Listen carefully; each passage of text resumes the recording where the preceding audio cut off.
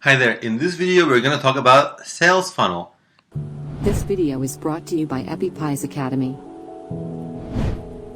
Well, what is a sales funnel? Imagine a upside down pyramid where there's a wide area here and then it goes down, down, down. And basically when people come to your site, so let's say people come to your homepage, so all the people who come to your homepage, that represents the long area of the pyramid. And as they make their way through each of the pages on your site, less and less of them stick around, right?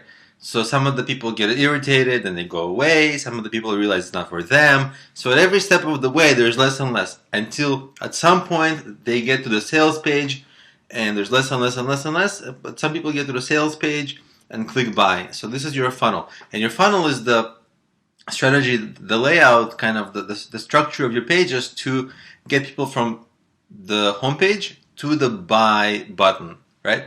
And that you want to funnel them from the homepage, and you want to funnel to the buy button.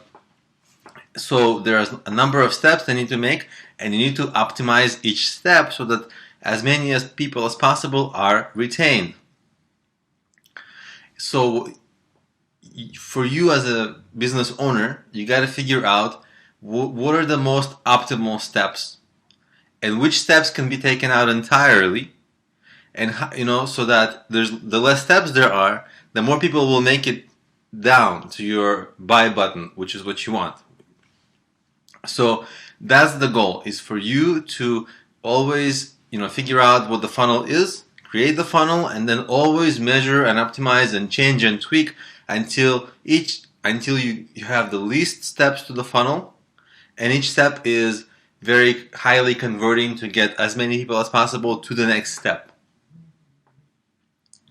And of course, you choose the important steps, right? You know the business, you know exactly what's needed and what's not needed.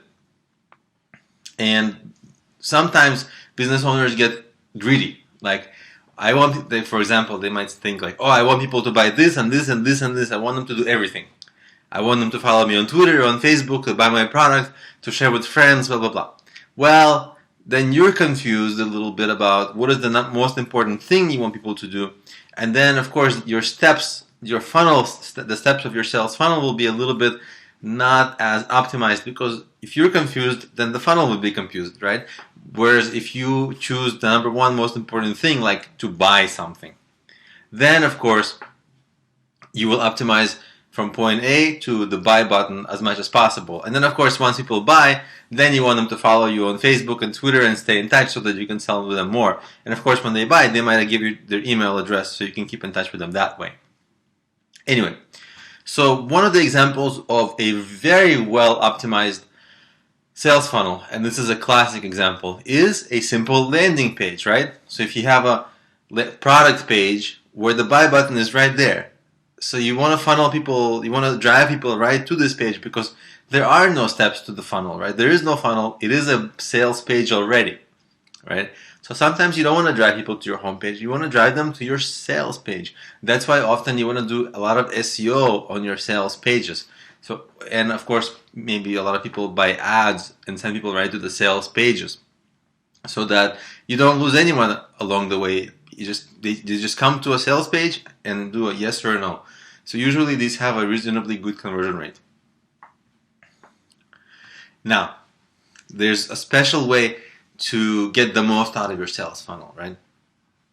So let's say you've optimized and tested and you're getting, for however many people come to your homepage or whatever, as many people as possible are getting to the product page, the sales page, and then they buy, right? So that's your pyramid. Now, imagine a whole other pyramid. So you have this pyramid. Imagine a whole other pyramid right next to it, right? So that the tips connect, and from this pyramid that we just discussed, your sales funnel opens up another pyramid. And what is that? That's if people love your product, they will start recommending it to their friends. They'll share it on Facebook, on Twitter, on social media, things like that. And so for one person who bought may invite a few of their friends, right? So in a sense, you actually with product quality, you actually increase your sales funnel because you get more flow of new people. And that's really an ideal way. So this double funnel is really the optimal thing. But for basics, just think of the sales funnel as the steps people need to take to get to the buy page. And for you, the goal and the job is to optimize each step and remove unnecessary steps so that you have a very optimized funnel. And of course, then you can think about how to maximize that funnel, right? So the buyers, people who bought, they must love your product enough to recommend it to their friends, and then get that other funnel going. So that's essentially sales funnel. So that's it.